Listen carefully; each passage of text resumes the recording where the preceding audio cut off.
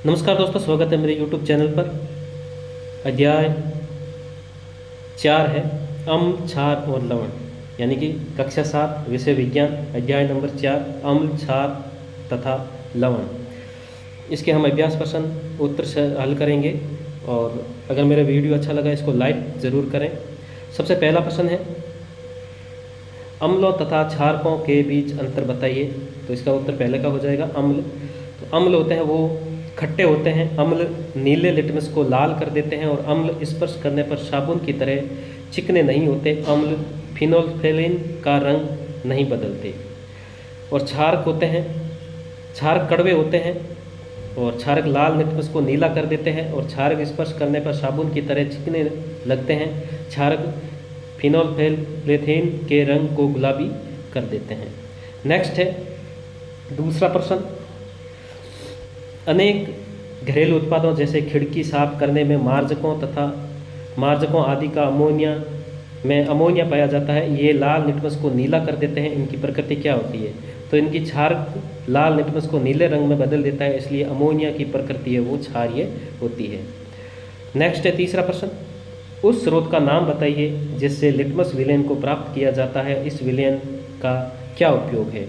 तो इसका उत्तर हो जाएगा लाइकेन से लिटमस विलयन प्राप्त किया जाता है। यह सूचक के रूप में प्रयोग में लाया जाता है, अर्थात इसका उपयोग यह पता लगाने के लिए किया जाता है कि कोई पदार्थ अम्लीय है अथवा क्षारीय। अम्लीय विलयन में लिटमस का रंग लाल हो जाता है, परंतु क्षारीय विलयन में यह नीला हो जाता है।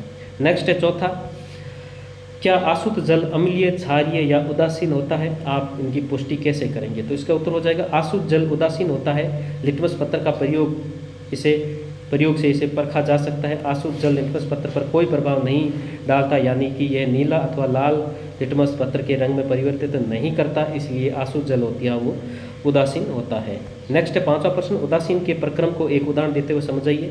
तो किसी अम्ल अथवा क्षारक के बीच होने वाली अभिक्रिया को उदासीनीकरण कहलाती है और इस प्रकरण में उष्मा के निर्मुक्त होने के साथ साथ लवण और जल निर्मित होते हैं। उदाहरण के लिए अम्ल प्लस क्षारक यानी कि लवण प्लस जल अभिक्रिया होती है हाइड्रोक्लोरिक अम्ल प्लस सोडियम हाइड्रोक्साइड, यानी कि NaOH जो होता है सोडियम क्लोराइड, वो NaCl प्लस जल प्लस ऊष्मा। नेक्स्ट है छठा प्रश्न, निम्नलिखित कथन को गलत और सही बताना है। तो यहाँ ये दिया हुआ है। तो पहला है क के अंदर है नाइट्रिक अम्ल लाल लिटमस को नीला कर देता है, तो यहाँ गलत हो जाएगा, यहाँ F लिख देंगे। और ख है सोडियम हाइड्रोक्साइड नीले लिटमस को लाल कर देता है, तो ये भी ख है वो गलत हो जाएगा। ग है सोडियम हाइड्रोक्साइड और हाइड्रोक्लोरिक अम्ल एक दूसरे को उदासीन करके लवण और जल बनाते हैं, यह ग है वो T यानी कि सही हो जाएगा।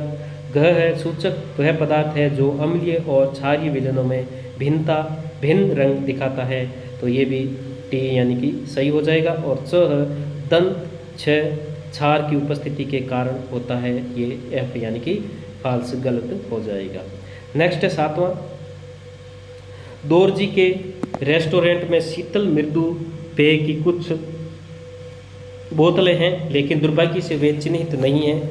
उसे ग्राहकों की मांग के अनुसार पेय परोसने हैं। एक ग्राहक अम्लीय पेय चाहता है, दूसरा क्षारीय और तीसरा उदासीन पेय चाहता है। तो दोरजी यह कैसे सत्य करेगा कि कौन सी बोतल किस ग्राहक को देनी है? तो यहाँ इसका उत्तर हो जाएगी अम्ल, क्षार, उदासीन पेय पदार्थों का परीक्षण सूचक की सहायता से किया जाएगा। यह लिटमस पत्र का प्रयोग किया जा सकता है।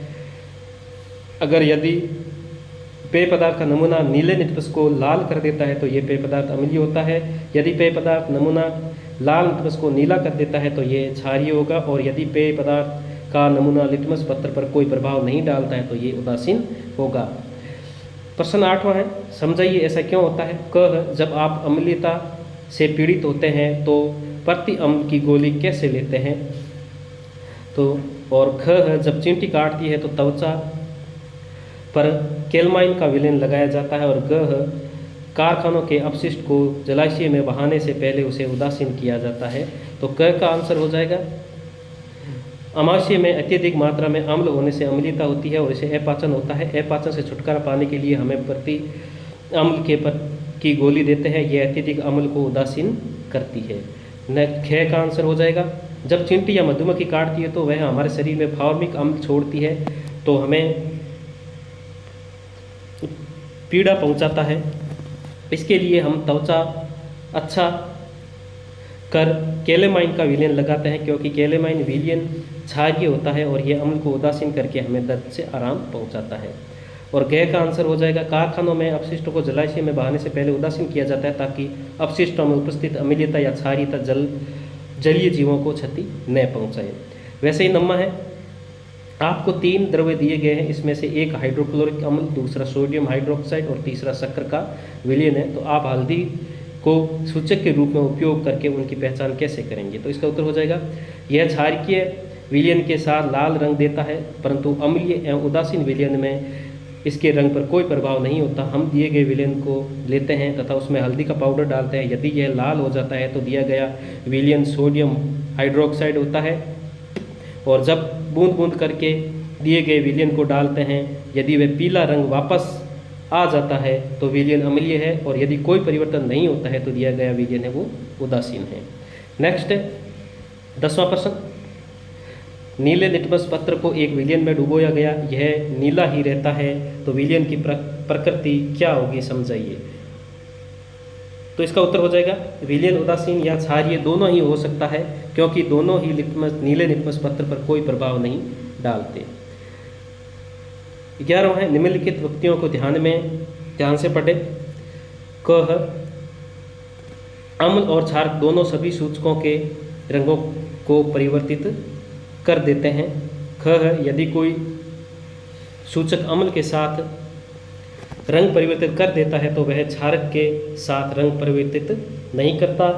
ग है, यदि कोई सूचक क्षारक के साथ रंग परिवर्तित करता है तो वह अम्ल के साथ रंग परिवर्तित नहीं करता। और ग है, अम्ल और क्षारक में रंग परिवर्तन सूचक के प्रकार पर निर्भर करता है। ऊपर लिखे वाक्यों में कौन से वक्तव्य सही है? तो इसमें हो जाएगा केवल घ है वो सही है कि अम्ल और क्षारक में रंग परिवर्तन सूचक के प्रकार पर निर्भर करता है। तो दोस्तों ये था अध्याय नंबर 4 पाठ 7 विषय विज्ञान अम्ल, क्षार और लवण, इसके अभ्यास प्रश्न। अगर मेरा वीडियो अच्छा लगा है इसको लाइक सब्सक्राइब चैनल को ज़रूर करें। धन्यवाद।